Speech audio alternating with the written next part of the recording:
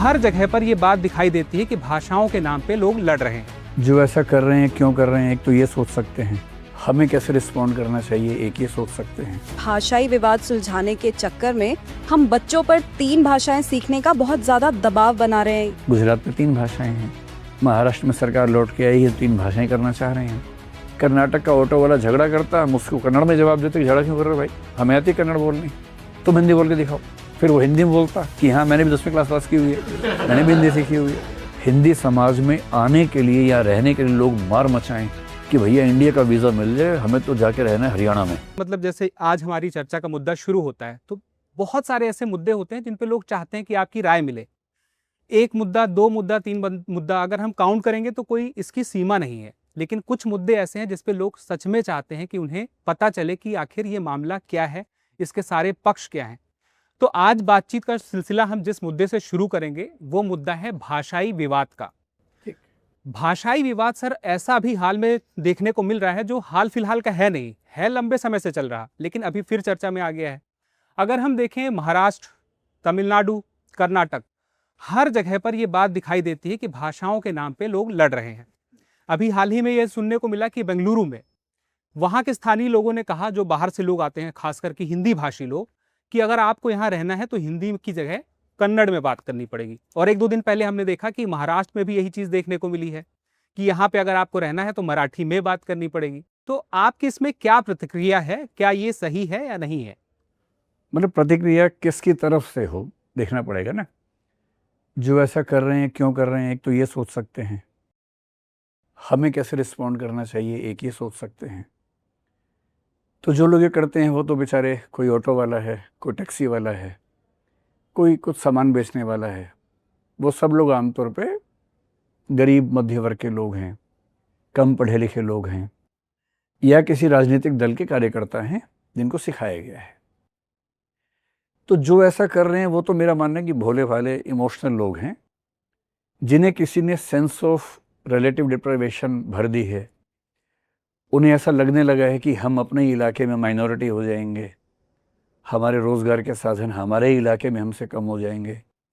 तो sense of insecurity अगर आप किसी भी समाज में भर देंगे तो वो ऐसे बौखलाता है, सामान्य सी बात है।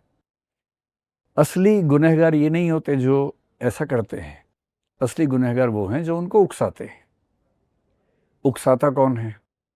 उकसाता वो है जिसको कोई पॉलिटिकल या सोशल या इकोनॉमिक बेनिफिट है। महाराष्ट्र में वही पार्टियां ये कर रही हैं जो विपक्ष में हैं, तो सीधी सी बात है उनको सरकार से हिसाब बराबर करना है। तमिलनाडु में इलेक्शन होने वाला है। हाँ। और तमिलनाडु में तमिल वर्सेस हिंदी का मुद्दा 1960s के समय से ही एक इलेक्टोरल मुद्दा है। तो तमिलनाडु में इलेक्शन के साल में हिंदी विरोध का मुद्दा उठे तो ये बहुत नॉर्मल सी बात है। कर्नाटक में आमतौर पर नहीं होता है, पर कर्नाटक बहुत कम ऐसे राज्यों में है जहाँ केंद्र सरकार का विपक्ष मौजूद है। तो स्वाभाविक है कि थोड़ी सी टकराहटें ऐसी मिलेंगी। और मेरा ख्याल है कि जो लोग उकसाते हैं उन्हें या तो इलेक्शन जीतना है, या उनमें से कुछ छुटभैया नेता ऐसे भी होंगे जिनको कुछ दूसरी भाषा के बिजनेसमैन से पैसा वसूलना है, हफ्ता वसूलना है। अपनी ताकत से वो हो नहीं सकता है, तो जब आप दिखा देंगे कि मैं समाज पे ताकत रखता हूँ और समाज आपको मार सकता है मेरे कहने पे, तो एक भय पैदा होता है। उस भय की वजह से छोटे मोटे फायदे ये लोग उठाते हैं। सवाल है कि इस पे उन लोगों को क्या करना चाहिए जिनके साथ ये हो रहा है। तो मेरा मानना है कि कानूनी तौर पर तो भारत में कोई किसी को बाध्य कर नहीं सकता। आर्टिकल 19 हमारा संविधान में है, फंडामेंटल राइट है, जिसके अलग अलग हिस्सों में हम कहीं भी घूम सकते हैं, कहीं भी रह सकते हैं, अभिव्यक्ति कर सकते हैं, नहीं भी कर सकते हैं। तो मैं बेंगलोर में जाके या बेंगलुरु में जाके बोलूं या ना बोलूं मेरी मर्जी है। बोलूं तो हिंदी में बोलूं या कन्नड़ में बोलूं मेरी मर्जी है। तो कानूनन तो मुझे कोई मना नहीं कर सकता है, लेकिन ऐसे में करना क्या चाहिए, एक पॉलिसी भी तो होनी चाहिए हमारी। मेरा मानना है कि अगर आप किसी राज्य में 2 दिन के लिए, 4 दिन के लिए गए हैं, टूरिस्ट की हैसियत से गए हैं, छोटे से काम के लिए गए हैं, तो आपको भाषा सीखने की ज़रूरत नहीं होनी चाहिए।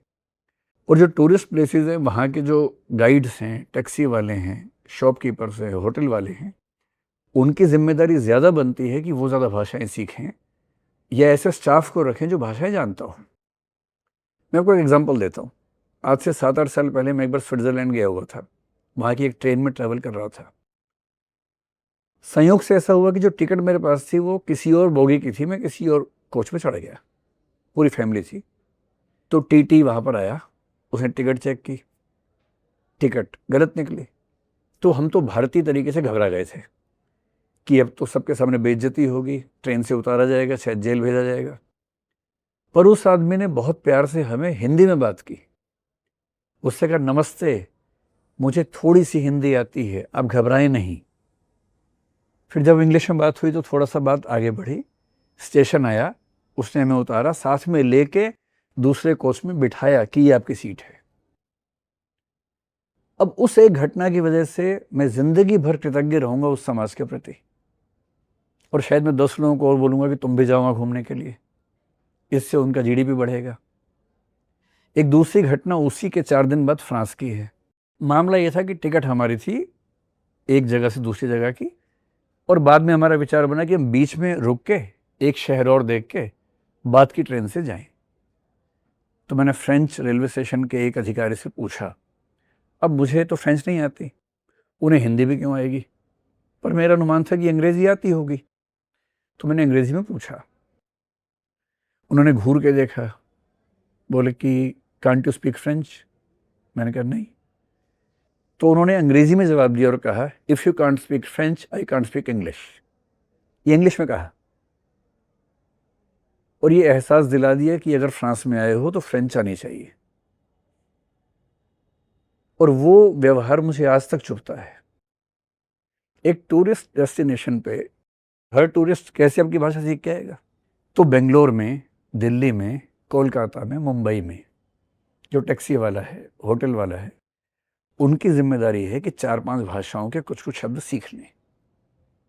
लेकिन अगर मुझे बेंगलोर में जाना पड़े, मान लीजिए 3 महीने के लिए, या नौकरी करने के लिए जाना पड़े, या रहने के लिए जाना पड़े, तो जिम्मेदारी मेरी भी बनती है। मैं रोज़ वहाँ के लोगों से बात करूँगा, और मैं हर बार उन्हें क्यों असहज करूँ भाई? ले दे के 10, 20, 25 शब्द होते हैं जिनसे काम चल जाता है। अगर वो 20 शब्द मैं याद कर ही लूँगा और बातचीत थोड़ी कर लूँगा, और आप देखेंगे कहीं भी विदेश में या देश के दूसरे हिस्सों में, जहाँ आप उनकी भाषा में टूटे फूटे 4 शब्द बोलेंगे, वो इतना खुश होंगे और इतने कोऑपरेटिव हो जाएंगे कि आपको घर तक पहुँचा के आएंगे उसके बाद। ये वैसे ही है कि आपके इलाके में कोई अंग्रेज़ आके हिंदी बोले टूटी फूटी, आपका मन करेगा मैं इसके लिए क्या ना कर दूँ। तो मैं हिंदी जानता हूँ, इसलिए मैं बेंगलोर में हिंदी ही बोलूँगा। इस जिद की भी ज़रूरत नहीं है। अगर मुझे वहाँ रहना है 3 महीने, 6 महीने मान लीजिए रहना है। एक बैंक अधिकारी एसबीआई में कुछ दिन पहले घटना हुई। उस बैंक अधिकारी ने बेंगलोर शहर में एक कस्टमर से ये कहा कि मैं इंडिया में रहती हूँ, हिंदी में ही बोलूँगी, कन्नड़ में नहीं बोलूँगी।